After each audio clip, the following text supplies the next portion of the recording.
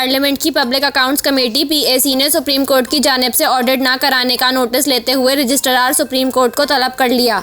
Chairman Noor Alam Khan की ज़ेर सदारत पब्लिक अकाउंट्स कमेटी का इजलास हुआ, जिसमें सुप्रीम कोर्ट के ऑडिट का मामला भी ज़ेर गौर आया।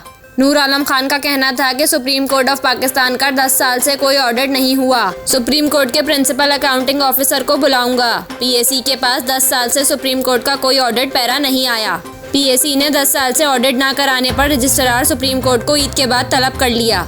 चेयरमैन कमेटी का कहना था कि पीएसी ने सीडीए से जजेस, अरकान पार्लियामेंट, वफाकी काबीना अरकान, कौमी असेंबली और सेनेट स्टाफ को मिले प्लॉटों की तफसीलात भी तलब की थी।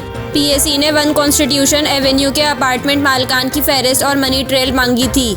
नूर आलम खान का कहना था कि वजारत हाउसिंग ने पीएसी की हिदायत के बावजूद रिकॉर्ड क्यों नहीं दिया।